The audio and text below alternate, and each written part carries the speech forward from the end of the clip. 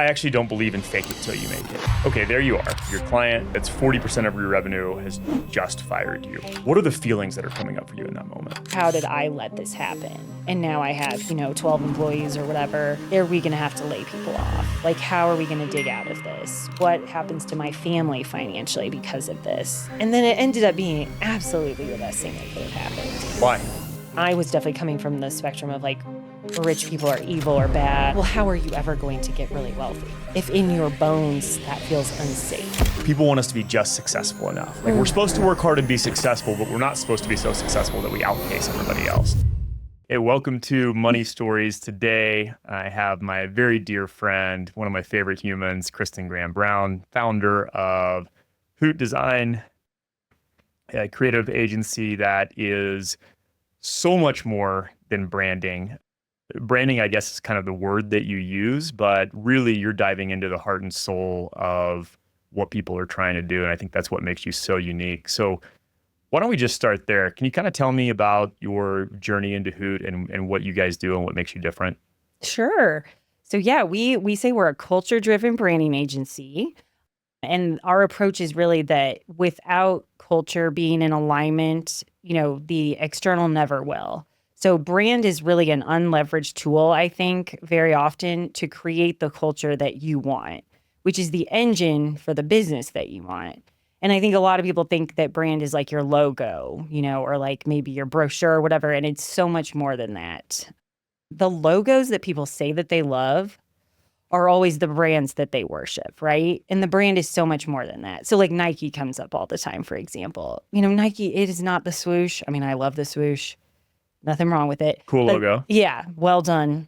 But that is not the brand. The brand is the ethos. The brand is who they are and what they are in this world and how they have changed our culture, right? And that's what I think really powerful brands do. They create change. And that's what I absolutely love about what we do. It's being part of that change that I think is what makes this job so, magical and really an honor to do every day. Well, it's so cool. And you've really shaped a lot of my thinking about purpose, vision, values, and how core they are to both like an internal culture and then to an external culture. Right? And I think maybe that's what so many people get wrong is they think about branding as external. Absolutely. And never really address the internal. So how do you think about it? How did you get there? Like how did that shape up for you? Well, very organically and through like a lot of time. So I definitely didn't have this perspective 15 years ago when we started. It's really grown very organically through my own process of trying to help people execute and realizing that it is impossible to execute without this really foundational level. So now we have this, methodology. We call it the brand being method because brand is the being, marketing is the doing. So often people want to start with the doing, and they came to us for the doing too, right? Like we need a website, we need a brochure, whatever. And you start running down the road of the doing and you don't have the being. And the being is what makes every decision on the other side of the doing so simple. But it takes time. And entrepreneurs, our founders are hard people to get to pause and take time to, silence the noise, pause, really give me your focus for a certain amount of time because it's a huge deal to try and establish what are we here for? Why should anyone care? If we were blown off the face of the earth, why would anyone care? That's a huge thing. So I need, question. having you sit down and take the time to really reflect on that. And a lot of times that comes from who you are as a person, a leader, the experiences you've had, and then marrying that with the business that you want to build and the change that you want to create in the world, So I think when we first started running down the road of the doing with clients as well, we realized very quickly, it's very hard without this foundational strategy. And then as you just keep peeling back the layers, that process became more and more, fleshed out and polished through the years of like, for example, we don't do mission. Lots of people do mission. I just don't think we need it. I think purpose and vision are enough. I think they get you there. And so we don't do mission. Those are things that were finessed through the years. We push people to do no more than 4 values. that came through mess ups, right? That came through doing it the wrong way, having 7 values. None of your employees will remember them, so they are worthless. So things like that. It's obviously an evolution of time and really honing expertise. I also feel like I wasn't this confident 5 years ago. Now, because I've seen this process work for so many people, I feel so confident. I would go toe to toe with somebody and argue this stuff out on a stage or something versus, and I've seen it. yes, versus the way I used to feel, Yeah, that totally makes sense, right? I call that evidence-based confidence. Yes, right? yes. And I actually don't believe in fake it till you make it. Right? Me neither. Totally agree. Like you need the evidence and the trophies on the shelf and seeing the success to actually cultivate that expertise, and that's where confidence comes from. Yes. Right? And Totally. and everybody has to start somewhere, but when I think about people just starting off, it's like, hey, go do what you want to do, provide some results, and then learn from it and start honing that expertise over time. Right. And fake it till you make it culture, I think, is really damaging in some ways. Totally agree. I really think too, for us, I can say through the evolution of my own business, we only niche down more and more. We started, way back in the day, we were like paper goods, then we were an ad agency. And then it just evolved to be like, okay, no, we're going to specialize in brand so that we can be absolute experts in this one thing brand. Now, we still help people with a lot of campaigns on the other side, but for us, it all starts with brand. And so we're able to say now, like, if you don't want to start with brand, we're probably not for you. If you're not willing to pause, reflect, think about what this foundation is, we're probably not the right executioners for you, because we're not just going to do that. People can get a logo anywhere. Yes, exactly. Especially now. So I think brand strategy will become even more critical. The strategy part, not the execution. So we're working very hard to, how do we every day think about the production work that we're doing and insulating ourselves from that being taken over by AI. Because that is not going to be the future. In 2 to 3 years, you won't have agencies producing for you. But I think that you cannot produce great work with AI unless you've done this foundational brand being work, is what I would say. Because then once you upload that to AI, you're like off to the races. And you truly don't need us. I'm happy to help you if you're just not going to get it done otherwise. But that is not the work of agencies of the future, I don't think. You've got to distill the core before you can do the work. Absolutely. And that's the key. Like, AI can crush for you now. Not if you don't know who you are, right? Because then it's just grabbing shit from the internet and you look like everybody else. You're also so, squirrel. You're so distracted because, like, I hear this all the time. Like, now I've heard YouTube is the thing, email is the thing. It's like, it's never the thing. It's what is the thing for you, because you know exactly who you're for, right? Like, exactly where is your customer showing up, and then how do you show up authentically to meet them? And it has nothing to do with the latest trend, right? Like, if you're targeting boomers, we don't need to be on TikTok, and that's a waste of your time, 100%. Also, wouldn't target boomers. Well, one of the things that I have stolen from you that I love is have a hot take. What does that mean to you? So this is something I think that people are just so afraid to choose a lane, have a conviction, choose a brand advocate, right? Choose an audience because of like the FOMO. I don't know if it's FOMO or greed or what, fear. Honestly, I have no idea why people won't choose a lane and choose a target. And the only way to cut through the clutter is to actually add value with what you're saying. And so if I am just like this clanging gong saying what everyone else is saying, like, like who's reading your emails, right? They're reading your emails because you're saying stuff that is unique and interesting that actually came from you. That you're not just repeating things, and that you're willing to take a stand on something because, like you said, it's like evidence-based confidence. That is what expertise is, and that is what thought leadership is. If you have no hot takes, I have a hard time believing you have a lot of experience and that you're someone I should be listening to. Sounds to me like you're afraid to piss anybody off. which is the opposite of brand. So I think this is a huge undervalued thing too, is like brand should repel. It should absolutely repel. So people should not like you. And if everyone likes you, you're doing it wrong. Nike is like such a cliche but fabulous example of like they know who they're for. And like this Colin Kaepernick ad, I always reference it.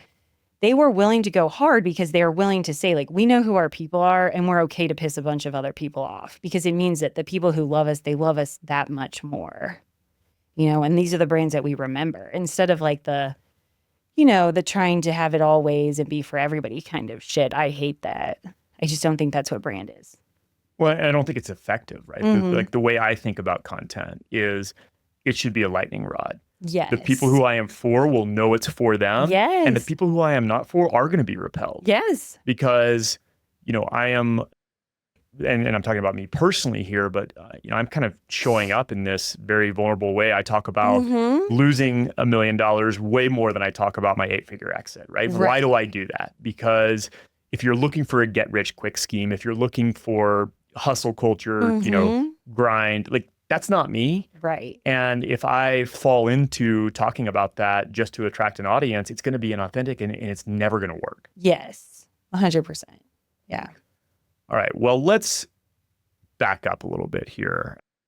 And when we first met, yes, you were in a bit of a crisis. Can you take me back there and let's just start with that. Yeah. And I'm not even sure who, someone in the group that we're both a part of is the person who referred me to you. And I don't even know what they said that made me be like, okay, maybe he can help me. You know what I think it was? I think it was that you look at the books and the psychology, like the mindset part that is me, but you're also have enough experience and expertise to actually look at my books too. Because I don't know other coaches necessarily doing both of those things. So that was very meaningful to me. So yeah, I totally reached out to you. I was in, I would say the worst crisis my business has ever had monetarily for sure was that we were fired by our biggest client in 23 after 7 years of working with them with basically no notice. And it was about 40% of our annual income, one client.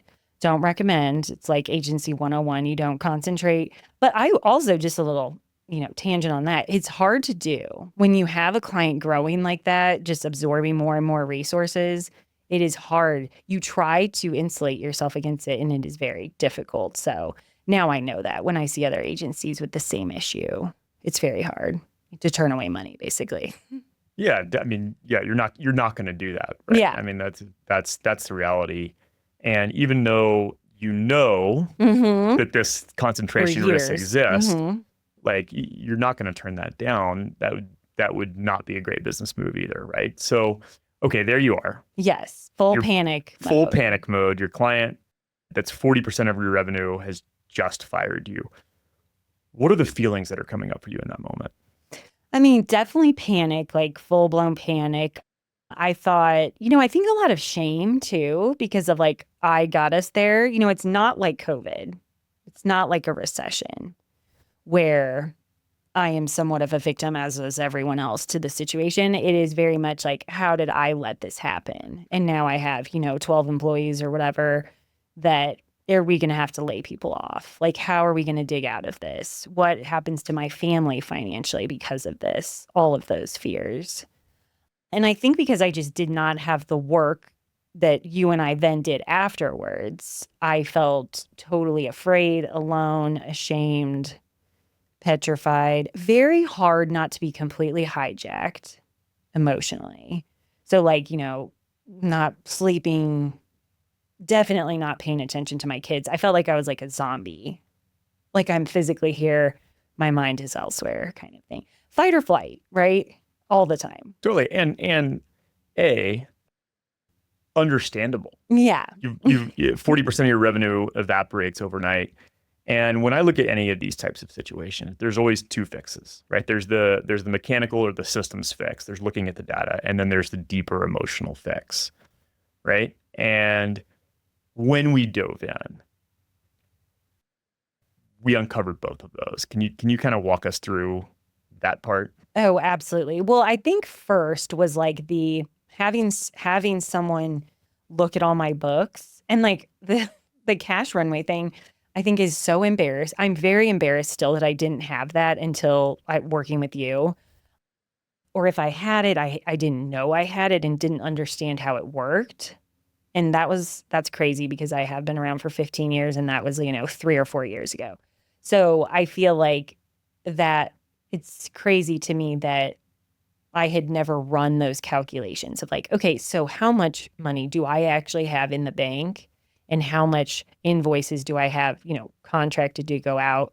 How much are my expenses every month? And here's a calculation that is literally like an 8-line spreadsheet thing. It's very simple. Now I look at that thing every single week, so do the other leaders of the company. It's a huge part of how we run operations. So you showing me that and being like, hey, okay, this is scary. I'm validating that this sucks. You are not in full-blown crisis yet. You actually have I think it was 6 or 7 months or something to dig out of this, to figure out what to do, which to me was a epiphany. I was like, oh my gosh, yeah, that's not that crazy. There's a lot that could happen in that amount of time. And so just chilling. Yeah. But chilling based on data. You weren't just like, hey, calm down. You showed me the data that supported that this was okay. And then I could start tackling both sides of the coin probably. Now we dig out logistically, how do we bring in a new client of this size, blah, blah, blah. And then also now dealing with the scarcity mindset that I definitely had. And that I think is very wrapped up, probably a two-headed monster with shame for me. Scarcity and shame are very intertwined.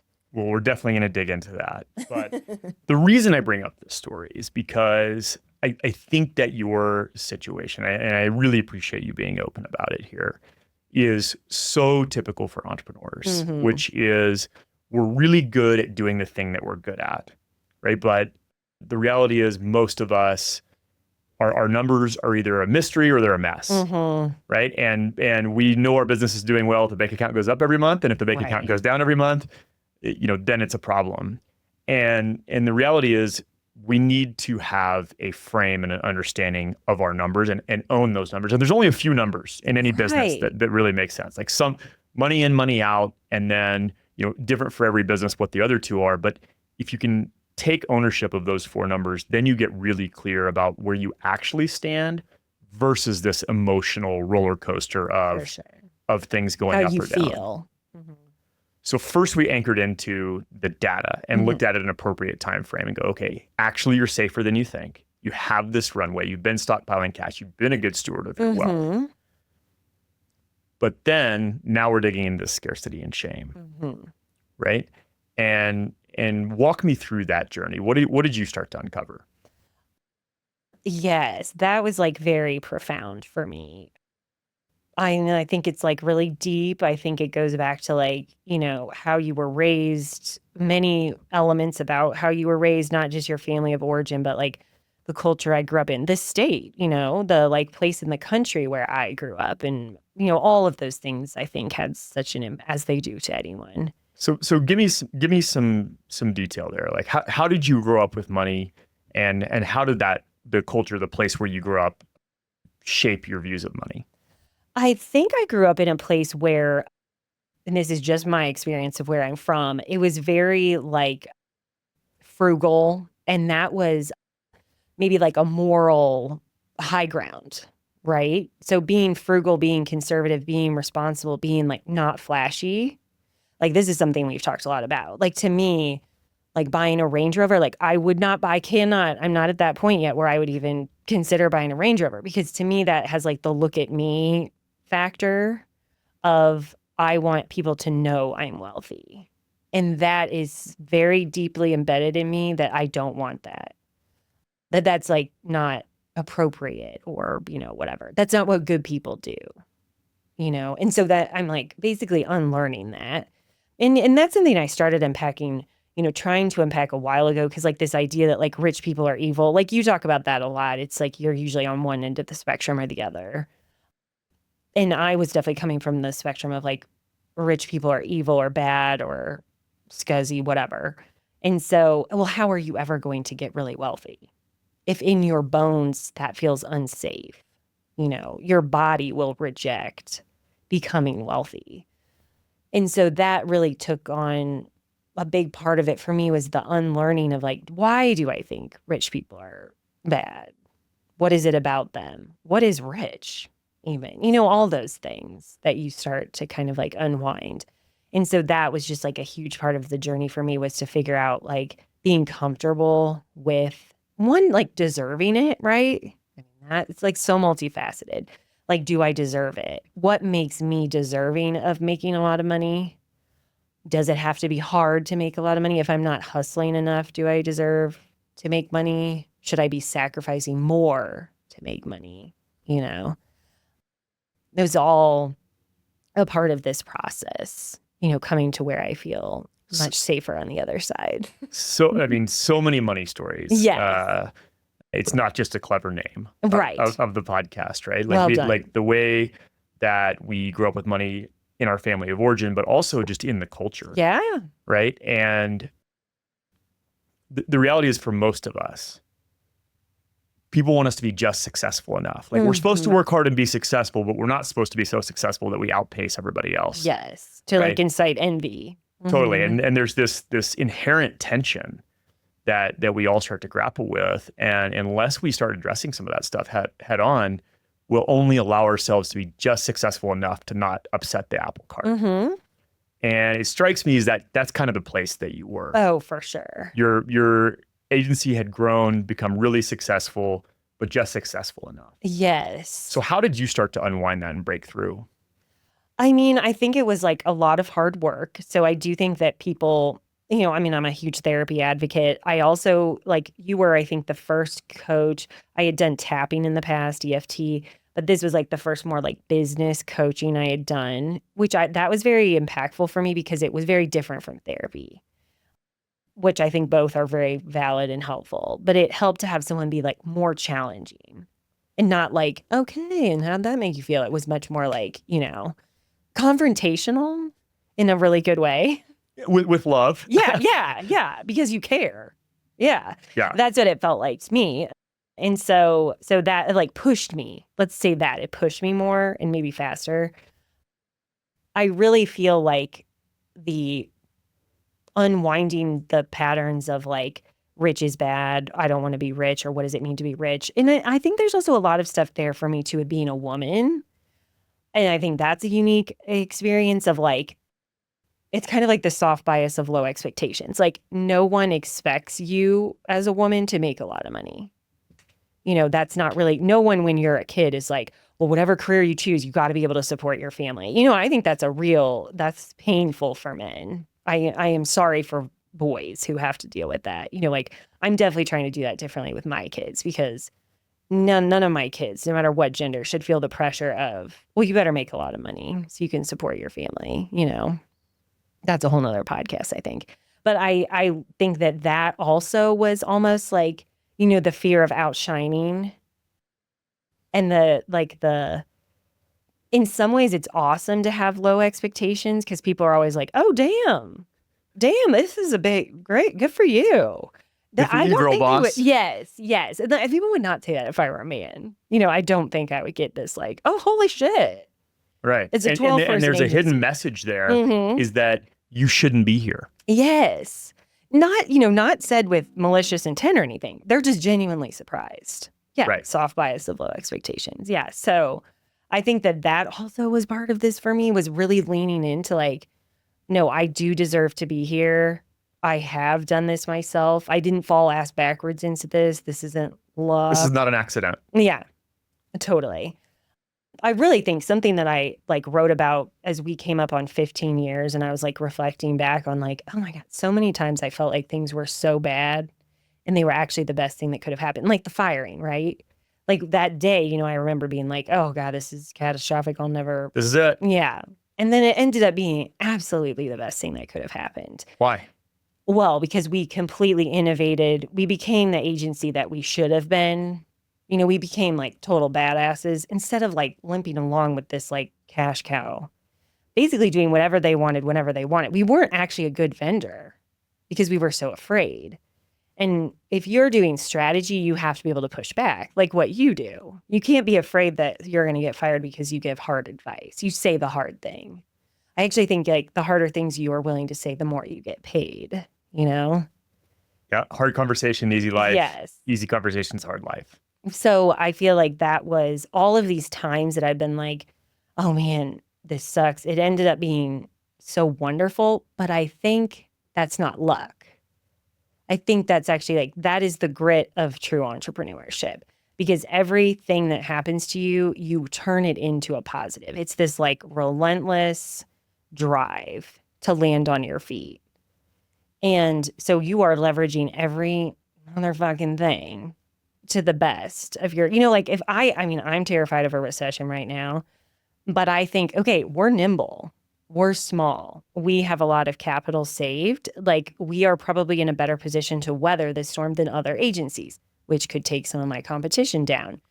During a recession, you have layoffs. Sometimes that's the best time to go to an agency where we don't have, the overhead of employees and stuff. So like, the client doesn't. So I think that leveraging these punches in the face to your advantage is like, that is honestly what successful entrepreneurs do. I love that as a thread. And, number one, you can't learn from it like in the moment, right? Right. Like this is all from a hindsight, totally. right? Like, and I think we know that we're supposed to learn from hard experiences, but you have to sit in it and still get through it before you can start integrating those lessons. Oh, absolutely. And have your freak out moment, have the like scream into the pillow or whatever. So absolutely. And as you started to build this resilience, as you started to go, hey, actually, I can hold boundaries and this is going to make me a better agency. How did that journey feel? And can you kind of give us some insight into what that looked like for you? Yeah, I think that was like the really critical part of the journey as well, was probably like realizing like the people please, like again, a lot of these things that are so laid down, like feels like in your DNA, like scarcity or shame or whatever. There was also a lot of people pleasing for me, wanting to make everybody happy, wanting to make all employees happy, and feeling finally kind of like, okay. And I think that's probably just like some wisdom, right? Being all around on the planet longer and then also in business longer, to be like, okay, I can live with disappointing someone if I feel like it's aligned with my values and, It's a hot take. Right. Exactly. Is it something that I can like live with the fallout from this decision because I'm this convicted about it? Yes. And so that was kind of part of that transformation too, was like unwinding the people pleasing. And that's hard for, I think, entrepreneurs. Like, you can't please everybody. Yeah, impossible. You're going to be very burnt out and very exhausted if you're trying to be all things to all people all of the time. For sure. And you're right. Like building a resilient business has to, I think the journey of every entrepreneur goes through a period of learning how to set boundaries, because otherwise employees run over you, clients run over you, customers run over you, right? And it's just such a critical part of the entrepreneurship journey. And I always say that entrepreneurship is the best personal development school there is. Yes, totally. Because you're gonna have to face all of your shit. And absolutely. if you don't learn to set those boundaries, like you will burn out. You will land in a place where it's just no longer worth it, and it's kind of a forcing function. I totally agree with that. Well, another story that I love from our work together is, when you kind of got out of this really tough place and recovered and then came back stronger and actually broke through previous revenue ceilings. I gave you a homework assignment. And I don't know if you remember this, that when you hit your profit and revenue goals, you had to buy yourself a present. Okay. Yes. Can you talk about that journey? Yes. Okay. I'm glad you brought that up. I haven't thought about that in a while. And that was really hard for me because when you said, buy yourself something, I immediately thought like, okay, totally, like a vacation for my family or something. And you were like, no, this is just for you. And that was, not to make it sound like I don't do things for myself, but yeah, to buy something that felt frivolous or like not obscene, because this thing that I bought was not obscene. But I mean, like, to me, there was a sense of like, so what is obscene? And I even remember asking you, like, how much money? And you were like, well, that's for you to decide. And I was like, well, how much do you think? And I wanted you, I think I wanted you to give me permission, right? Of like, this is the amount of money that is appropriate. Even the word appropriate, right? Is like, it goes back to that old shit. Yeah, the story of the culture Yes. of where you grew up. Don't be flashy, right? Mm-hmm. Yeah.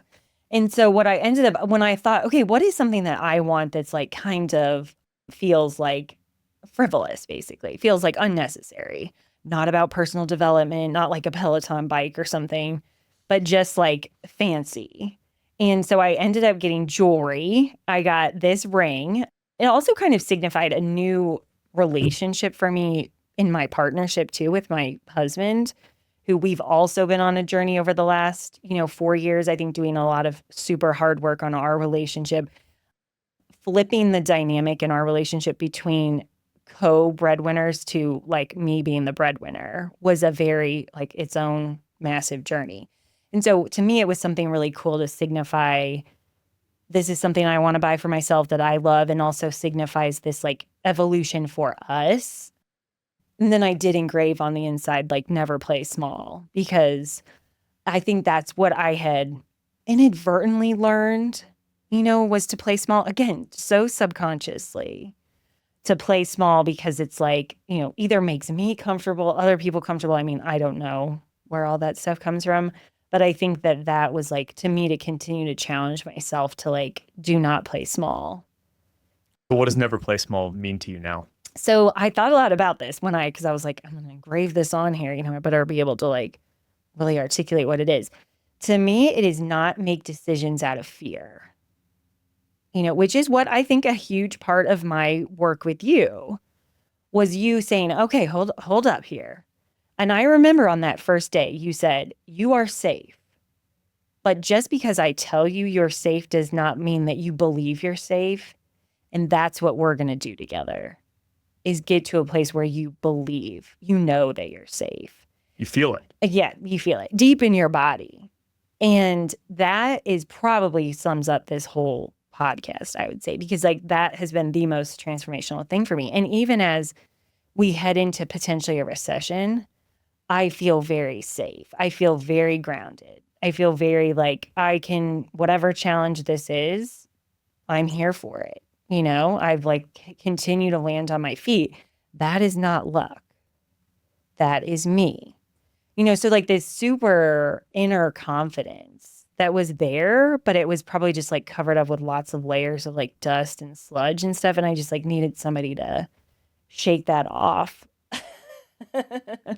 Well, I love it. And I can say with my own confidence that watching you on the backside of that decision, or the backside of the decision to never play small, has been nothing short of awe-inspiring. So on the backside of that, what does wealth mean to you now, and how do you think about creating a rich life? Oh, that's such a good question. I think wealth means to me now like freedom and control. Like, I think it's not money. I don't feel like it's money. Money makes things a lot easier. But like, I love creating, like, I love breaking the rules. And I feel like that is what wealth is to me, is like this, like, because I love change. That's literally my entire business is around like creating change and like getting momentum for other companies and organizations and stuff.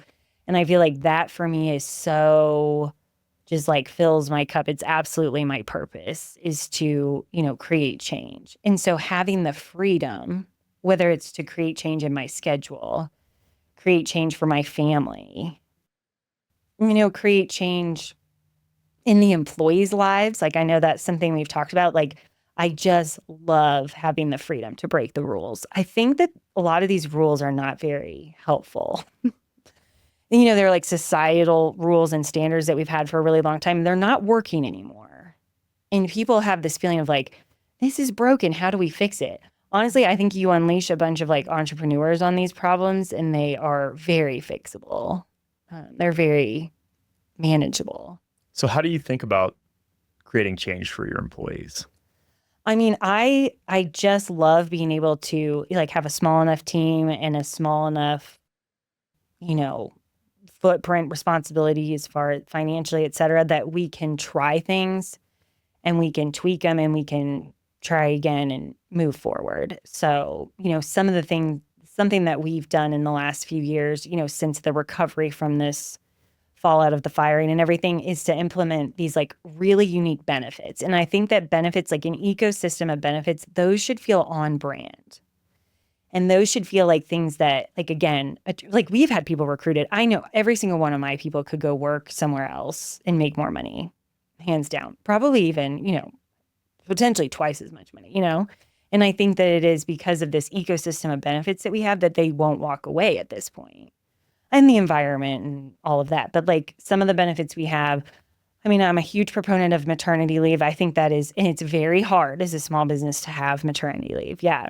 Totally. I mean, it's great in theory, and then you have 12 employees and 3 go out at one time. And 3 go out at one time, right? Because you primarily employ women. Yes, we employ almost completely women. And maternity leave is something like, again, it's like that flag in the sand, though.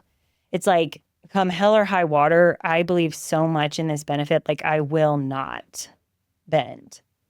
Although it totally affects the bottom line, right? But like if someone were to say like, this is just business, it's not just business to me. This is self-actualization. Like I believe in a world where people can become their best selves through work. It's not about the bottom line at the end of the day. And I think I've created in an agency environment a lot of loyalty where a lot of people, like it's mass turnover in agency land, And I think we fight that with this ecosystem of benefits. So like we do maternity leave. We let you bring your baby to work, after maternity leave, because that's a really hard time for a lot of people. We pay for 50% of mental health. And that's a huge thing to me because I want to see my values and my benefits, like for the company, how did they transform the employees? Like when they leave, what will they say? And if all they said was, I had never been to therapy, then now I have, it's like I don't need you to say anything else about Hoot if you said that, and a lot of times like, it's couples counseling for people who've never been to couples counseling. I mean, that's like, it's also better for us that you don't get divorced.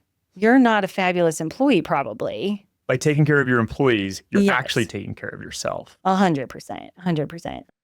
And then this other thing that we've done, which I'm just a huge proponent of, is this thing called life support, where we reimburse you up to $250 a month for anything that allows you to buy back your time. Because statistically, women still carry a bigger load at home typically.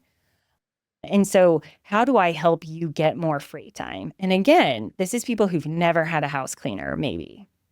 And now they have a home, they have their house cleaned every 2 weeks. What an impact that has on their family. And then they're thinking that this is from Hoot, right? It's like that soft power of, I am loyal to you. You are loyal to me. When I ask you to dig deep, you're there because we have a big effect on your lifestyle. Whether it's meal prep, dog walking, et cetera. This year too, for the first time, we're doing subsidized childcare. Everyone in America right now is paying more for childcare than their mortgage in all 50 states. Often that means women step out of the workforce. And it is so important to me that we are a workplace where you can be a mom and have a career, or a dad. Obviously, all these policies impact men positively as well. But I would say, you can be a mom and have a career that you care about, not just punch a clock. Because there's a big difference between like, in order to be a mom, I have to have a career that is low key, or that I don't really care about, that I'm not invested in, because you can't do both. Because I think it is hard to do both, So how do we create a system of benefits that makes that possible?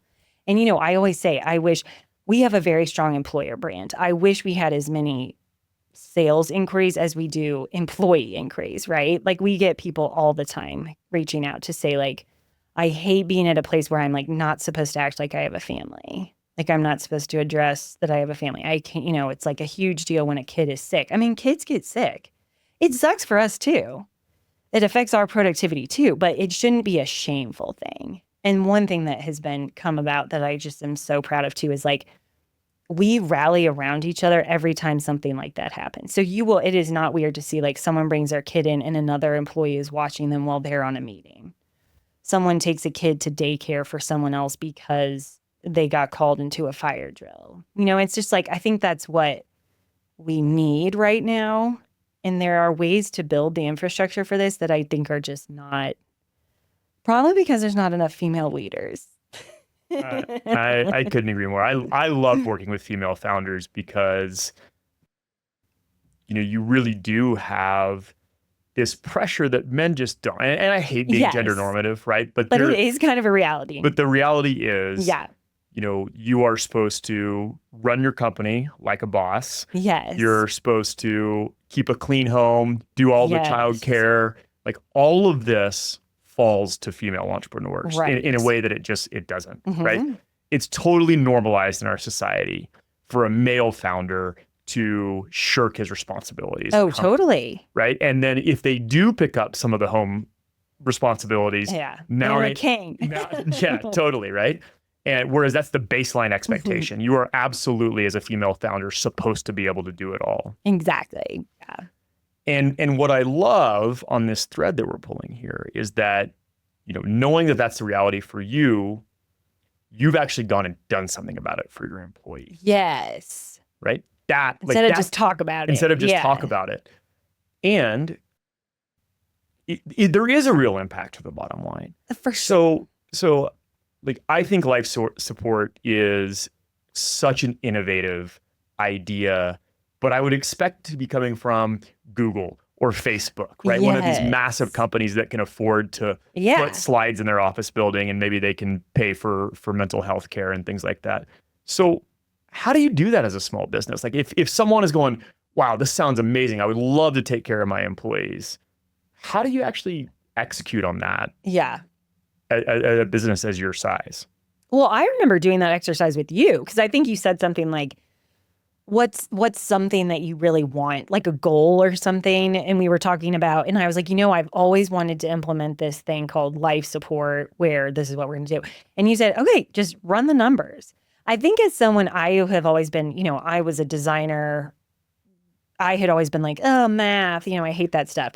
And I think having you be like, hey, you can do this. This is actually not that hard.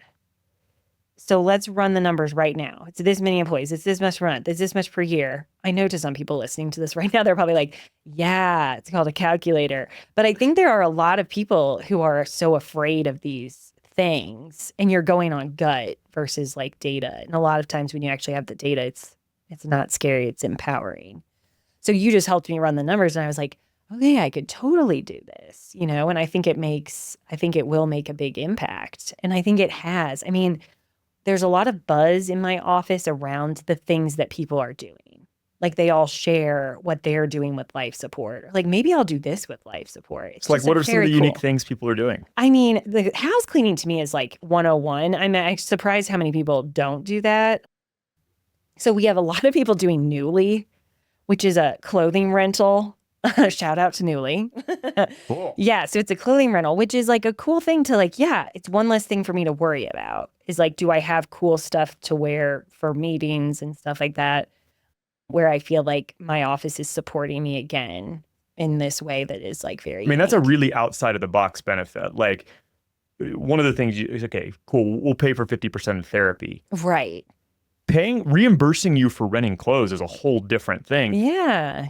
How do you think that impacts your culture and productivity? Oh, I mean, I just feel like our culture is very, very strong and unique. And if anything, I would just love to scale. Like that's one of my motivations for scale. It's not actually like me getting really rich, because I just feel like what's rich to me is freedom, flexibility, and impact. So having an impact on these people is very rewarding to me. Like having them be like, step away and be like, I can be the mom I want, like not a trash mom. And I can also be the employee and have the career. I can grow. I can push myself to get like, I'm learning, I'm challenging myself. Like that is what I think a great job does. It's self-actualization. It's like you becoming a better version of yourself. And so I think that, allowing like having people to have this ecosystem of benefits that really brings home who we are. Like it's like walking the talk, basically. That's what I would say. It's walking the talk. So instead of being like, we're a great culture, it's like, and we're going to show up for you in the following ways. And then I need you to show up for me sometimes too. And I just feel like we have a very ride or die group of people there. Well, I know you do because I've seen it firsthand. And, this walking the talk is something that I think you do maybe better than anyone else I know. Oh, thank you. Is creating this culture and back to what you said, what wealth for you is actually helping your employees become the best version of themselves. Yeah. I mean, look, that's a great tagline. People love to say that. No one's actually doing that. Or it's very rare that someone takes a stand in that way and go, yeah, I know this might impact my bottom line from a dollars and cents perspective. But what you then get in return, because I've seen it, right, is more employee applications than client applications. Right. Like what a cool thing. No one is getting that. And it's really driving something unique and special at your organization. But it started with that line in the sand, right? It started with the decision of, hey, I'm going to implement this thing. And yeah, okay, I'll take home a little bit less as a result. Like there's a real consequence there. Right. And yet on the backside, oh, I think it pays me in dividends for sure. Because like, one thing that what we do is really emotional, right? I'm asking people to be creative every day. And that you kind of do have to dig deep sometimes to make that happen. And I think that like if we weren't supporting them as human beings and asking, saying we want you to be better versions of yourself, I think it's like it's really hard to have like fantastic, magical, creative output. Like I'm asking you to put your heart out there every single day, and like leave it all on the floor kind of thing. And so I think if we weren't supporting them in these ways that like helps them do that, I think we would have more burnout. We'd have like more turnover for sure. Because it is a meat grinder of an industry, just as far as like, it's kind of feast or famine. It's hard to control the hours all the time. And I really feel like I'm asking people to create magic. That is what I think we do. So then it's like, I better show up for you in some unique ways. And I think, it's an office full of creative problem solvers. That's really what we are. And so, like, of course, I need to be that for them, too.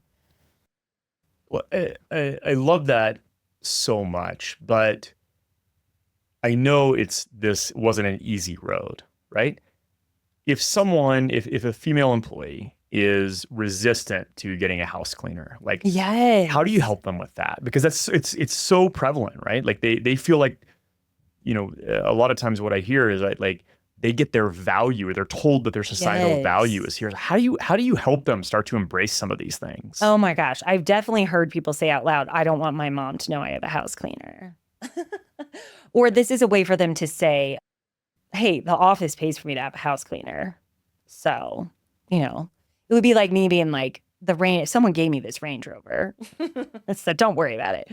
I think that's fascinating. One thing I don't feel like I have a great answer for this because I mostly try to challenge them and say, almost kid them, like tease, like, you're not using your life support, or you're one of the only people not using their life support. And then I definitely have a line item on their like employee dashboard that says like, could have gotten, $2,400 this year on life support, only used $400 or whatever.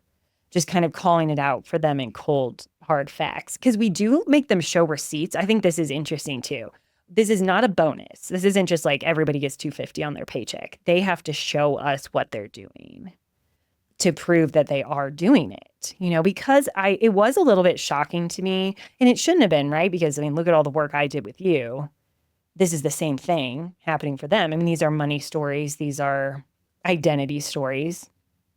Who am I as a woman if I don't clean? Or, am I so bougie to have clothing rental, whatever? That I think that was really helpful for me too, to just kind of like poke that. And then there's total social proof and social like pressure. So you see everyone else doing it. I mean, that's been the coolest thing about the mental health. So I used to force managers to do mental health support. It was like mandatory. Wow. Yeah, that's probably not a good idea. And it has turned into such a part of the culture that they basically pressure each other. Like now it's like not even, I don't even ever bring it up. They are almost, because they are constantly talking about going to therapy, getting support, marital counseling, whatever.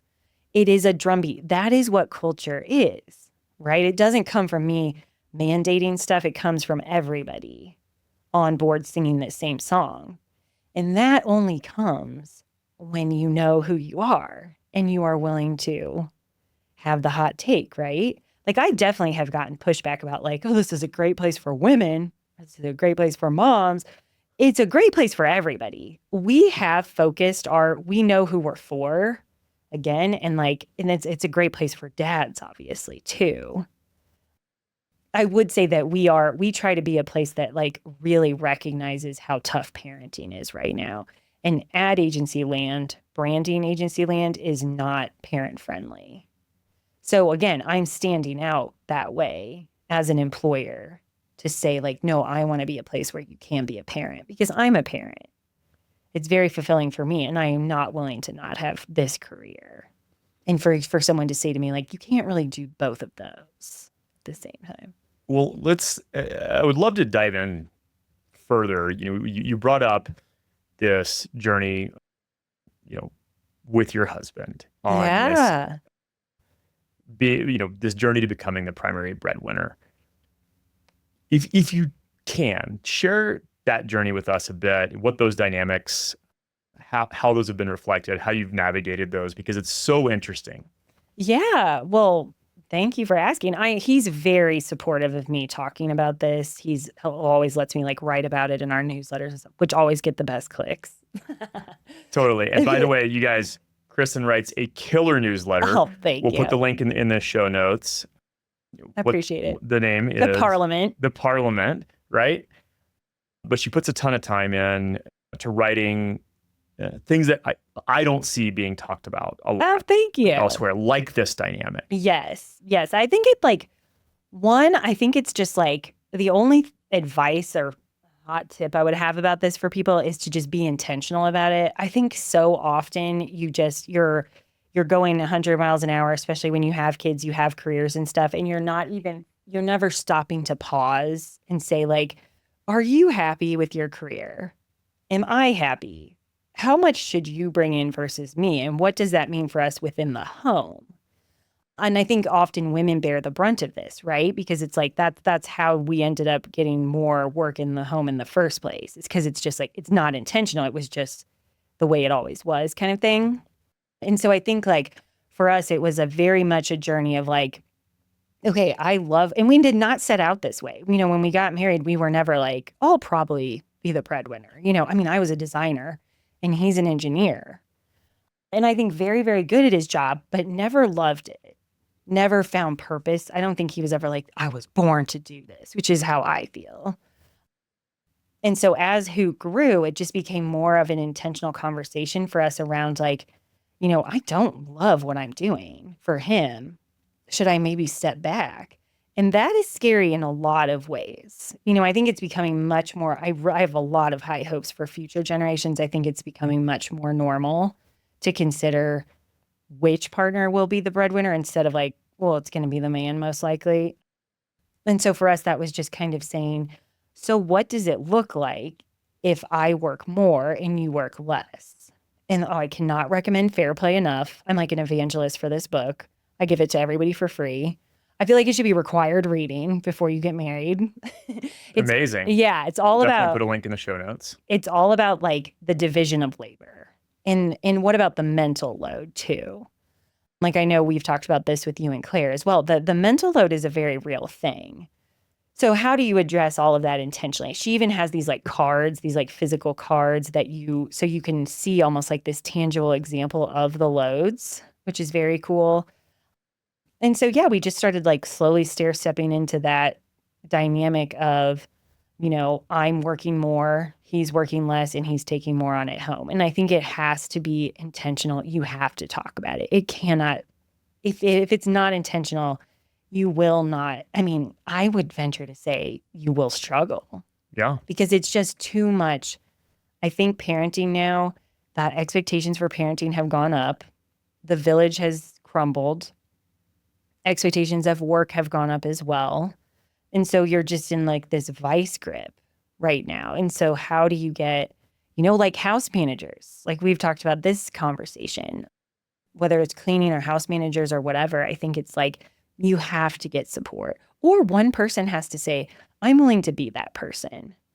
And I think one thing that is cool in our dynamic is that because it is counterintuitive or countercultural, we have a lot of gratitude for each other. So like he doesn't want to work full time because this career was not fulfilling, probably because he was always pressured to make money. Yeah. So this is what I'm finding fascinating about your answer here, is that you didn't look at this from a who can earn more. That wasn't the first, right? Which I think is probably where most people would start, is like, well, who has a higher earning potential? Let's bet on this. You were like, who likes what they do more? Yes. Fascinating. Oh, like we used to joke all the time about I would drive to work on Monday mornings at like 60 miles an hour blasting Beyonce. He would drive to work as slow as possible, taking the most roundabout way, listening to like classical piano or something, because he was like on a death march for himself. And that is terrible. That is just like that. Nobody should feel that way. And that's what I want to push for my kids is like, I think there is a lot more of a, moving in this direction of like, what kind of life do you want? What kind of like hours do you want to work? What lights you up? Let's reverse engineer what you want to do based on that. Not like, I really think a lot of men, especially in our generation, were pressured, like, you better make a lot of fucking money.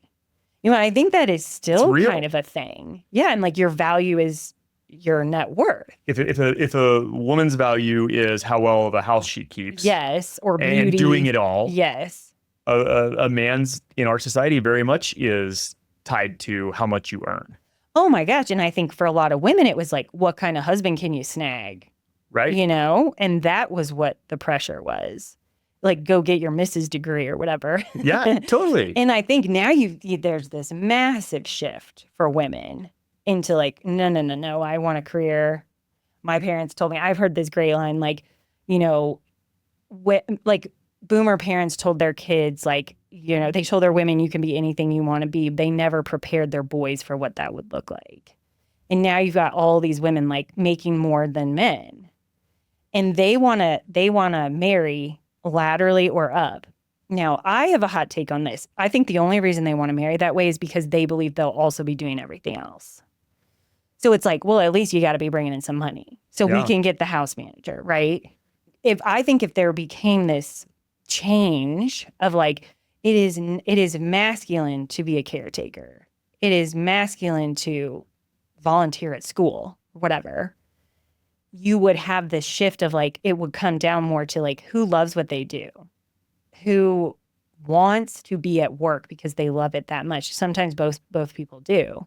Then you get the house manager, right? Or the nanny, etc. Totally.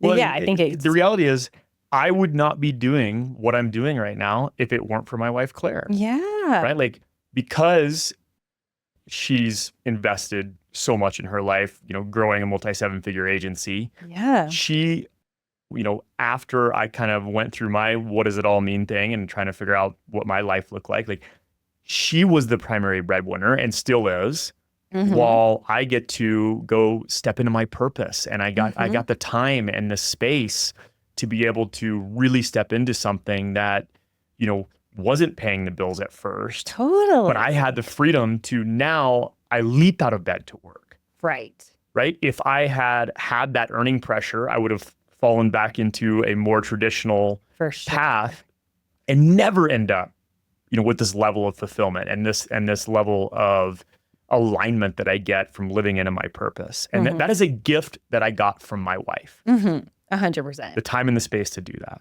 right? Like, what a superpower as a couple Yes. to be able to take on that role reversal. And for me, you know, I think the fear for many men is that it's emasculating. Right. For me, I'm like, how cool that Mhm. my partner can support me and that we have an equal partnership, and that, you know, yeah, sometimes maybe I'll be the primary breadwinner, and sometimes, and we can Ebb shift and back flow. and forth, ebb and Mhm. flow in those roles. Right. Like, what a superpower. Right. And I think that all that means for men, I think it's very simple. All that means for men is be more involved at home. It's not complicated. Because I think what I see is a lot of dudes who are like, oh, hell yeah, I want my wife to make a lot of money if I don't have to sacrifice anything. That's Right. not how that works. Yeah, you don't get to have some ballin' wife making hella money and you just get to fucking chill. Like my husband, you know, constantly like, I'm away right now on this trip. He is home alone with my kids. You know, I think like we should expect fathers stay home alone with your kids while your wife is on a business trip. You do not need backup. We do not need mother-in-law to swoop into town. That is normalize it, right? So what do you say to the trad wife movement, or the people that say you're upsetting the divine balance of the masculine and feminine? Yes. Like, what's your counter argument to that? I mean, I love this argument. I think that is only the divine balance because that's what you've known, right? I would say it's already very upset. So that the ship has sailed, you know, that's gone now. Here we are. Yeah, here we are. I think this is only going to perpetuate further for future generations. So we can go extinct or you guys can evolve, is what I would say. Because like you are going to see a massive crash in procreation. Is that what you want? There is no putting this genie back in the bottle. You know, we encouraged women to like go out there and get it. We literally said, you can do anything you want to do. And now they have. And, you know, there is Be careful no what you wish for. Yeah, Patriarchy. exactly. And like, I think Scott Galloway has this great line that like, this is the most powerful financial engine of your entire life is your partner.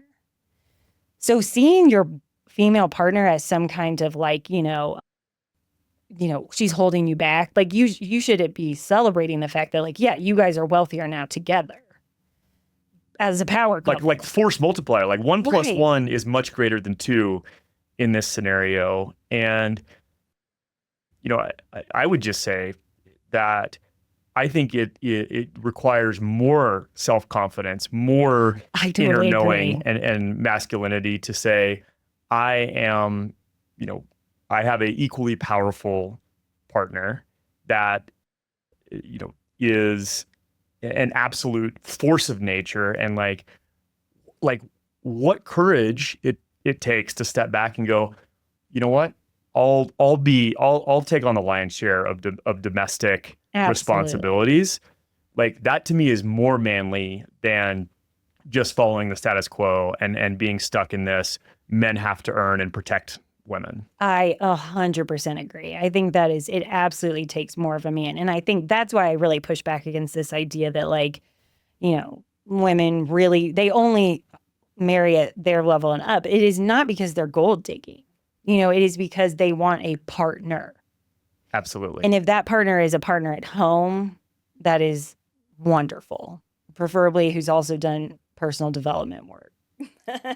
I love it. But yeah, like I really feel like, you know, my husband, not only is he supporting me like through doing the lion's share of this work, he also is supporting me as like, he is not outshined by me. And I think that is true confidence and masculinity, is to say like, yeah, go get it. I am happy to be your support person. I am happy for people to know that I'm the husband of the owner of this business. You know, it's just like, it's very badass. Yeah. It's very badass. Kristen, thank you. I can't imagine a better mic drop moment than this conversation. I hope you get some hate mail.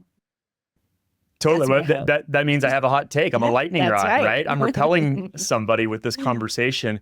Or maybe they can use this as an invitation to break out of the paradigm and start questioning the status quo and go, what would it look like if my wife and I had a true partnership? Right. Right. And I hope that I can inspire that by having this conversation and bringing it to the light, because I think it's so important.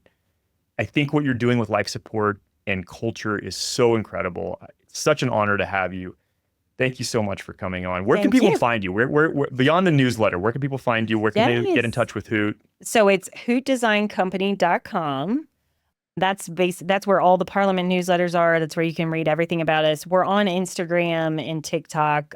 I wouldn't say we're awesome at keeping up with that, but yeah, absolutely. The website and Parliament are for sure where you can stay at. We release Parliament every single week. Amazing. All right. So you guys subscribe to Parliament. It's a great newsletter. And Kristen, thanks for being here. Thank you.